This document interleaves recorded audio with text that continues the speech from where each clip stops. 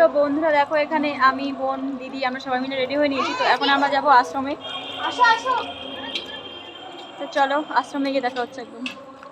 তারপরে চলে আসলাম আমরা আশ্রমে। আর আশ্রমে এসেই দেখি এত ভিড়, সেদিন ছিল শেষ দিন, ওই জন্য আরও লোকের ভিড় হয়েছে অনেক। তারপরে আমরা চলে গেলাম যেখানে অন্ন দিয়ে শিব আর পার্বতী মাকে সাজিয়েছে। তো তোমরাও দেখো। তারপরে ঢুকে পড়লাম মন্দিরের ভেতরে। আর এখানে আমি হাতে ফুল নিয়ে স্বামীজির চরণে ফুল দিলাম। আর দেখো, এখানে মনে হচ্ছে সাক্ষাৎ মানুষ বসে আছে, কিন্তু না, এটা মানুষ না, এটা হলো একটা মূর্তি। খুব সুন্দর লাগছে। তারপরে আমরা চলে আসি যেখানে ভোগের খিচুড়ি দেওয়া হবে। তো এসেই দেখি হাজার হাজার মানুষের ভিড়। আর এত ভিড় গাইস, কি বলবো, মানে বলার মতোই না। তোমরা তো দেখতেই পাচ্ছ যে কেমন ভিড়।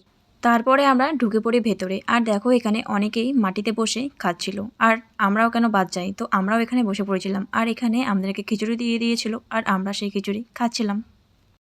এখানে আমরা সবাই মিলে এসেছিলাম, কিন্তু কে কোথায় চলে গেছে আর খুঁজে পাওয়া যাচ্ছিল না। ওই জন্য আমি আর এই দিদিই ছিলাম। তো এখন আমরা যাব খেলা দেখতে।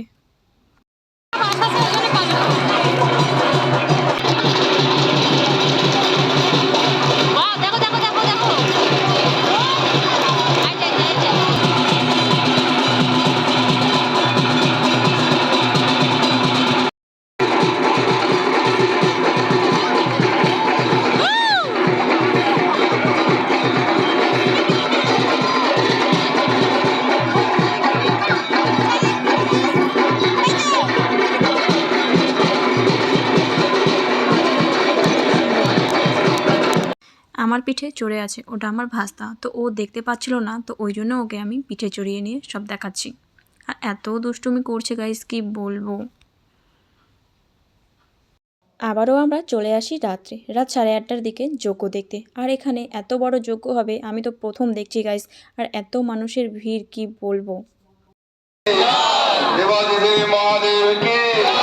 ভগবান শ্রীরামচন্দ্রকে, ভগবান শ্রীকৃষ্ণকে, দুর্গা মাতাকে, কালী মাতাকে, বলো গুরু ভগবানকে। যে পরিক্রমা হয়েছে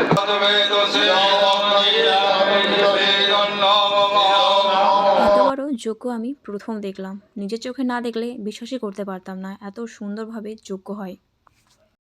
যজ্ঞ প্রায় শেষের দিকে, তাই সবাই এখানে যে যা ফল এনেছিল তো সেই ফলগুলো যজ্ঞের আগুনে দিচ্ছে।